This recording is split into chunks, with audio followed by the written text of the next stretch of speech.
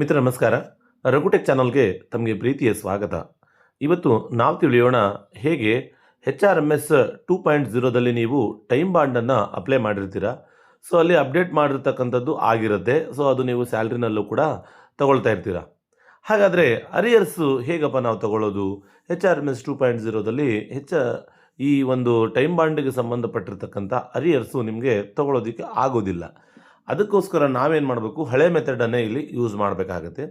At the same time ನಾವು HRMS 1ನಲ್ಲಿಯೂ ಕೂಡ ನಾವು ಏನು 10 ಇಯರ್ ಟೈಮ್ ಬಾಂಡ್ಸು ಅಥವಾ 15 ಇಯರ್ ಟೈಮ್ ಬಾಂಡ್ಸು ಅಥವಾ 20 ಇಯರ್ಸ್ ಟೈಮ್ ಬಾಂಡು ಅದನ್ನು ನಾವೇನು ಮಾಡಬೇಕು, ಇಲ್ಲಿ ಅಪ್ಡೇಟ್ ಮಾಡಬೇಕಾಗತ್ತೆ.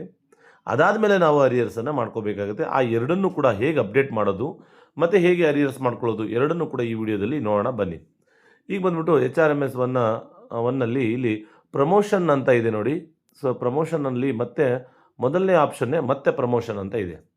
ಸೊ HRMS 1ನಲ್ಲಿ ಪ್ರಮೋಷನ್ನಲ್ಲಿ ಮತ್ತೆ ಪ್ರಮೋಷನ್ ಆಪ್ಷನನ್ನು ತಗೊಂಡಿದ್ದೀನಿ. ಇಲ್ಲಿ ಯಾವ ಸರ್ಕಾರಿ ನೌಕರರ ಮಾಹಿತಿಯನ್ನು ನೀವು ಫಿಲ್ ಮಾಡ್ತಾ ಇದ್ದೀರೋ ಅವರ KJD ನಂಬರನ್ನು ಇಲ್ಲಿ ಎಂಟರ್ ಮಾಡಿ.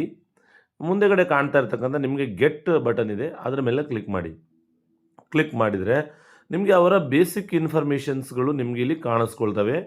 ಅವರ ಕೇಡರ್ ಬಂದುಬಿಟ್ಟು, ಗ್ರೂಪ್ ಬಂದುಬಿಟ್ಟು, ಆಮೇಲೆ ಬೇಸಿಕ್ಕು ಎಲ್ಲವೂ ಕೂಡ ಇರುತ್ತೆ.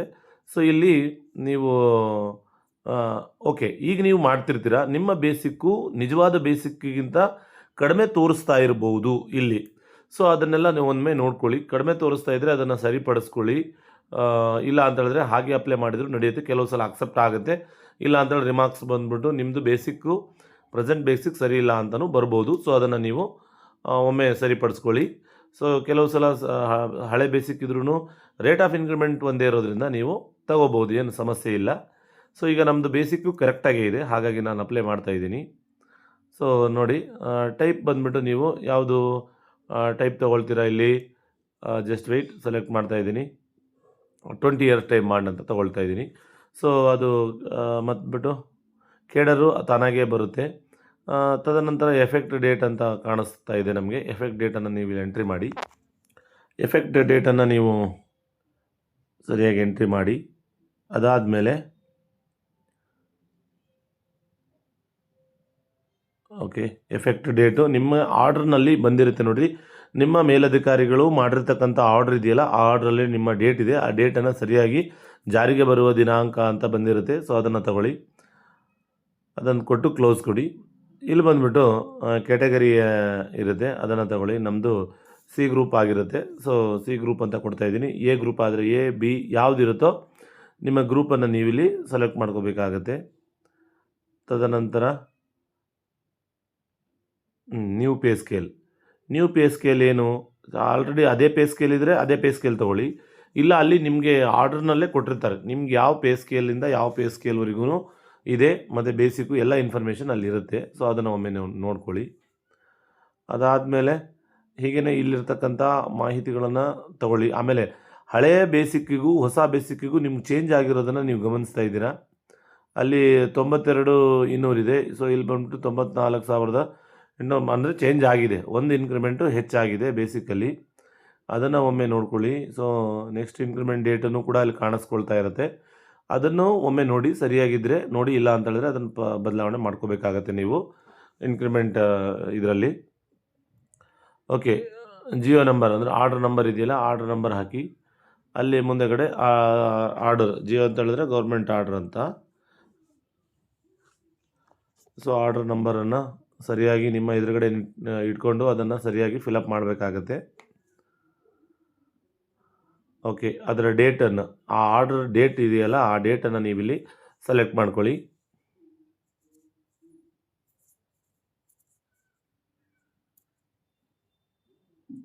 ಓಕೆ, ನಾನು ಟೈಪ್ ಮಾಡಿಕೊಂಡು ಮತ್ತೆ ಕ್ಲೋಸ್ ಕೊಡ್ತಾ ಇದ್ದೀನಿ. ಇಲ್ಲಿ ಬಂದುಬಿಟ್ಟು ಅಪ್ಲೋಡ್ ರಿಮಾರ್ಕ್ಸನ್ನು ಬರೆದು ಬಿಡ್ತೀನಿ. ನಾನು ಏನು ರಿಮಾರ್ಕ್ಸ್ ಏನು 20 ಇಯರ್ಸ್ ಟೈಮ್ ಬಾಂಡ್ ಅಂತ ನಾನು ಇಲ್ಲಿ ಬರಿತಾ ಇದ್ದೀನಿ. ಸೊ ನೀವು ಎಷ್ಟು ವರ್ಷದ್ದಿದೆಯೋ ನೀವು ಅದನ್ನು ಬರೀರಿ. 20 ಇಯರ್ಸ್ ಟೈಮ್ ಬಾಂಡ್ ಅಪ್ಡೇಟ್ ಅಂತ ಏನೋ ಬರಿತೀನಿ ನಾನು. ಸೊ ನೀವು ಕೂಡ ಬರೆದು ಯಾವ ದಿನಾಂಕದಿಂದ ಯಾವ ದಿನ ಅವೆಲ್ಲ ನೀಟಾಗಿ ನಿಮ್ಗೆ ಏನು ಬರಿಬೇಕು ಅನಿಸುತ್ತೋ ರಿಮಾರ್ಕ್ಸಲ್ಲಿ ಅದನ್ನು ಬರೀರಿ. 20 ಇಯರ್ಸ್ ಟೈಮ್ ಬಾಂಡ್ ಅಂತ ಬರಿತಾ ಇದ್ದೀನಿ. ಸೊ ಇಲ್ಲಿ ನೆಕ್ಸ್ಟ್ ಬಂದುಬಿಟ್ಟು ಅಪ್ಲೋಡು. ಸೊ ಈಗೇನು ಆದೇಶ ಐತಲ್ಲ, ಸೊ ಆದೇಶ ಮತ್ತು ಕಚೇರಿ ಆದೇಶ ಎರಡನ್ನೂ ಕೂಡ ಇಲ್ಲಿ ಸೇರಿಸಿ ಅಪ್ಲೋಡ್ ಮಾಡಬೇಕಾಗತ್ತೆ. ಸೊ ಅಪ್ಲೋಡ್ ಮಾಡಿದರೆ ನಮಗಿಲ್ಲಿ ಸೇವ್ ಅಂತ ಇದೆ ನೋಡಿ. ಅಪ್ಲೋಡ್ ಮಾಡಿಬಿಟ್ಟು ಸೇವ್ ಅಂತ ಇರುತ್ತೆ, ಸೇವ್ ಕೊಡಿ. ಸಕ್ಸಸ್ಫುಲಿ ಇನ್ಸರ್ಟೆಡ್ ಅಂತ ಬಂದುಬಿಟ್ಟು ಇಲ್ಲಿ ಕೆಳಗಡೆ ಬರುತ್ತೆ ನೋಡಿ, ಆ ಮಾಹಿತಿ ಇಲ್ಲಿ ಕೆಳಗಡೆ ಬರುತ್ತೆ. ಸೊ ಇಲ್ಲಿ ಮಾಹಿತಿಗಳು ಸರಿಯಾಗಿದ್ದರೆ ಅಪ್ರೂವ್ ಮಾಡಬೇಕಾಗತ್ತೆ. ಇಲ್ಲ ತಪ್ಪಾಗಿತ್ತು ಅಂತ ಹೇಳಿದ್ರೆ ಡಿಲೀಟ್ ಮಾಡಿಬಿಟ್ಟು ಮತ್ತೆ ಇನ್ನೊಂದು ಸಲ ಮಾಡಬೇಕು. ಇಲ್ಲ ಎಡಿಟ್ ಮಾಡೋಂಗಿದ್ರೆ ಎಡಿಟು ಕೂಡ ಮಾಡೋದಕ್ಕೆ ಅವಕಾಶ ಇದೆ. ಸೊ ಅದನ್ನು ಒಮ್ಮೆ ನೀವು ನೋಡ್ಕೊಳ್ಳಿ. ಎಲ್ಲ ಸರಿಯಾಗಿತ್ತು ಅಂತ ಹೇಳಿದ್ರೆ ಇಲ್ಲಿ ಸೆಂಡ್ ಟು HOD ಅಂತ ಇದೆ ನೋಡಿ, ಸೆಂಡ್ ಟು HOD. ಆಮೇಲೆ ನಾವು ಅಪ್ಲೋಡ್ ಮಾಡಿರೋಂಥ ಡಾಕ್ಯುಮೆಂಟ್ಸನ್ನು ಕೂಡ ನೀವು ವ್ಯೂ ಮಾಡ್ಕೋಬೋದು. ಅದು ಸರಿಯಾಗಿತ್ತು ಅಂತ ಹೇಳಿದರೆ ಮತ್ತು ನೀವು ಮುಂದಕ್ಕೆ ಪ್ರೊಸೀಡ್ ಮಾಡಬೇಕಾಗತ್ತೆ. ಸೊ ಅದನ್ನು ನೋಡ್ಕೊಳ್ಳಿ.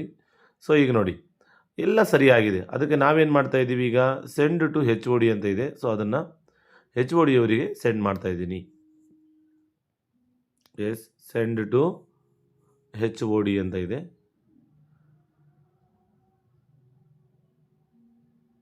Okay, wait. Successfully request to HOD ಅಂತ ಬಂತು. ಸೊ ಈಗ ನಾವು HOD ಅವರಿಗೆ ಕಳಿಸಿರುವಂಥದ್ದನ್ನು ಕೆಳಗಡೆ ನಾವು ಅಬ್ಸರ್ವ್ ಮಾಡ್ಬೋದು, ಅಥವಾ ಆವಾಗವಾಗ ನೀವು ನೋಡ್ಕೊಳ್ಳಿ. ನಿಮ್ಗೆ ಇಲ್ಲಿ ಅಪ್ರೂವ್ಡ್ ಲಿಸ್ಟು, ರಿಜೆಕ್ಟೆಡ್ ಲಿಸ್ಟು ಅವೆಲ್ಲವೂ ಕೂಡ ಇರುತ್ತೆ. ಸೊ ಅದನ್ನು ಒಮ್ಮೆ ನೋಡ್ಕೊಳ್ಳಿ. ಅಪ್ರೂವ್ಡ್ ಲಿಸ್ಟಲ್ಲಿ ನಿಮ್ದು ಯಾವಾಗ ಬರುತ್ತೋ ಅದನ್ನು ನೀವು ಸರಿಯಾಗಿ ನೋಡಿಕೊಂಡು ಅದಾದಮೇಲೆ ಅದನ್ನು ನಾವು ಅರಿಯರ್ಸನ್ನು ಮಾಡೋದಕ್ಕೆ ಪ್ರಾರಂಭ ಮಾಡಬೇಕು. ಇದುವರೆಗೂ ನಾವೇನು ಮಾಡಿದ್ದೀವಿ ಅಂತ ಹೇಳಿದರೆ, ಹೇಗೆ HOD ಅವರಿಗೆ ಅಂದರೆ HRMS 1ನಲ್ಲಿ HOD ಅವರಿಗೆ ಕಳಿಸ್ಕೊಟ್ಟಿದ್ದೀವಿ. ಈಗ ಅಲ್ಲಿ ಅಪ್ರೂವ್ ಆದಮೇಲೆ ನಮಗೆ ಅರಿಯರ್ಸ್ ಮಾಡ್ಕೊಳ್ಳೋದಕ್ಕೆ ಅವಕಾಶ ಇದೆ. ಇಲ್ಲ ಅಂತ ಹೇಳಿದ್ರೆ ಅದುವರೆಗೂ ಅರಿಯರ್ಸ್ ಮಾಡ್ಕೊಳ್ಳೋದಕ್ಕೆ ನಮ್ಗೆ ಅವಕಾಶ ಇರೋದಿಲ್ಲ.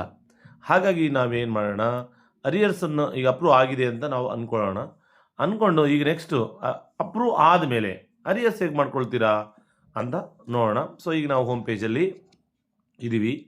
ಹೋಮ್ ಪೇಜಲ್ಲಿ ಬಂದುಬಿಟ್ಟು ಇಲ್ಲಿ ಅರಿಯರ್ಸ್ ಮಾಡ್ಕೊಳ್ಳೋ ಅಂಥದ್ದು ಇಲ್ಲಿ ಕಾಲಮ್ಗಳು ಬಹಳಷ್ಟು ಮೆನ್ಯೂಗಳಿದ್ದಾವೆ. ಇದರಲ್ಲಿ ಅರಿಯರ್ಸ್ ಅಂತ ಇದೆ. ಅದರಲ್ಲಿ ಮೊದಲನೇ ಆಪ್ಷನ್ನೇ ಜನ್ರೇಟ್ ಅರಿಯರ್ಸ್. ನೀವು any type of arrears HRMS 1ನಲ್ಲಿ ಮಾಡಬೇಕು ಅಂತ ಹೇಳಿದ್ರೆ ಅರಿಯರ್ಸ್ ಜನ್ರೇಟಲ್ಲೇ ಹೋಗಬೇಕಾಗತ್ತೆ. ಜನ್ರೇಟ್ ಅರಿಯರ್ಸಲ್ಲಿ HOD ನಂಬರನ್ನು ಮತ್ತೆ ಹಾಕ್ಬಿಟ್ಟು ಇಲ್ಲಿ ಗೆಟ್ ಕೊಡೋಣ. ಗೆಟ್ ಕೊಟ್ಟಾದಮೇಲೆ ಅವ್ರದ್ದು ಬೇಸಿಕ್ ಇನ್ಫಾರ್ಮೇಷನ್ ಬರುತ್ತೆ. ಇಲ್ಲಿ ಅರಿಯರ್ಸ್ ಯಾವುದಕ್ಕೆ ಅರಿಯರ್ಸು, ಇದು ಪ್ರಮೋಷನ್ ಅರಿಯರ್ಸ್ ಅಂತಲೇ ತೊಗೋಬೇಕು ನೀವು. ಸೊ ಟೈಮ್ ಬಾಂಡ್ ಅರಿಯರ್ಸ್ ಅಂತ ಹೇಳಿದ್ರೆ ನಾವು ಪ್ರಮೋಷನ್ ಅರಿಯರ್ಸ್ ಅಂತಲೇ ಬರುತ್ತೆ. ಗೆಟ್ ಕೊಡಿ. ಇಲ್ಲಿ ಸುಮಾರಷ್ಟು ಬಂದಿರುತ್ತೆ. ನೀವಿಲ್ಲಿ ಆ ಡೇಟು ನಿಮ್ಮ ಪ್ರಮೋಷನ್ ಸಂಬಂಧಪಟ್ಟಿರ್ತಕ್ಕಂಥದ್ದು, ಟೈಮ್ ಬಾಂಡಿಗೆ ಸಂಬಂಧಪಟ್ಟಿರ್ತಕ್ಕಂಥದ್ದು ಏನಿತ್ತಲ್ಲ, ಸೊ ಆ ಮಾಹಿತಿ ಇಲ್ಲಿ ಬರುತ್ತೆ ನೋಡಿ. 20 ಇಯರ್ಸ್ ಟೈಮ್ ಬಾಂಡ್ ಪ್ರಮೋಷನ್ ಅಂತ ಬಂದಿದೆ ನೋಡ್ರಲ್ಲಿ. ಅದರಲ್ಲಿ ಇಲ್ಲಿ ಪಕ್ಕದಲ್ಲಿ ಕಾಣಿಸ್ಕೊಳ್ತಾ ಇರ್ತಕ್ಕಂತಹ ನಮಗೆ ಚೆಕ್ ಬಾಕ್ಸ್ ಇದೆಯಲ್ಲ, ಆ ಚೆಕ್ ಬಾಕ್ಸನ್ನು ಕ್ಲಿಕ್ ಮಾಡಿಬಿಟ್ಟು ಇಲ್ಲಿ ಜನ್ರೇಟ್ ಅರಿಯರ್ಸ್ ಅಂತ ಬರುತ್ತೆ. ಆ ಜನ್ರೇಟ್ ಅರಿಯರ್ಸ್ ಮೇಲೆ ಕ್ಲಿಕ್ ಮಾಡಿದರೆ ಸ್ವಲ್ಪ ಸ್ಕ್ರೀನ್ ಬ್ಲಿಂಕ್ ಆಗುತ್ತೆ. ಅದಾದಮೇಲೆ ನೀವು ಜನ್ರೇಟ್ ಅರಿಯರ್ಸ್ ಅಂತ ಬರುತ್ತೆ, ಅದ್ರ ಮೇಲೆ ಜನ್ರೇಟ್ ಕೊಡಿ.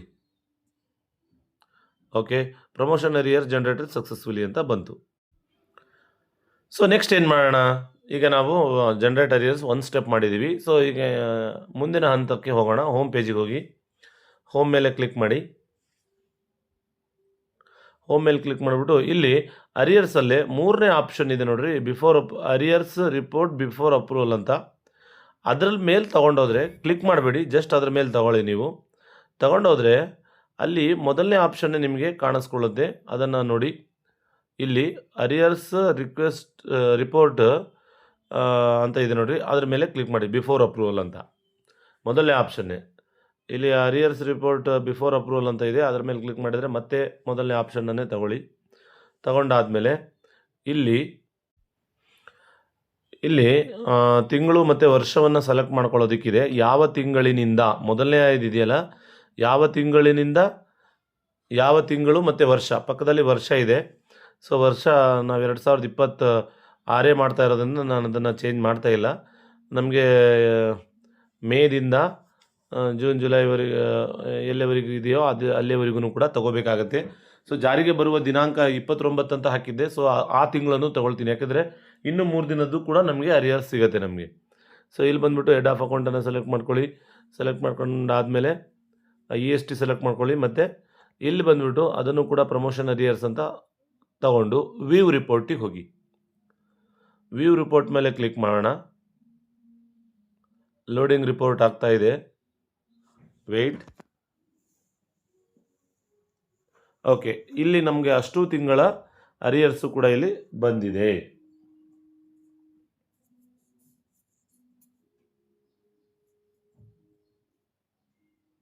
ಓಕೆ, ಇದನ್ನು ನೀವು ನೋಡ್ಕೊಳ್ಳಿ. ನೋಡ್ಕೊಂಡಾದ್ಮೇಲೆ ಅದನ್ನು ಒಂದು ಕಡೆ ಪ್ರಿಂಟ್ ತಗೊಂಡು ನೀವು ರೆಫರೆನ್ಸ್ಗೆ ಇಟ್ಕೋಬೇಕಾಗತ್ತೆ.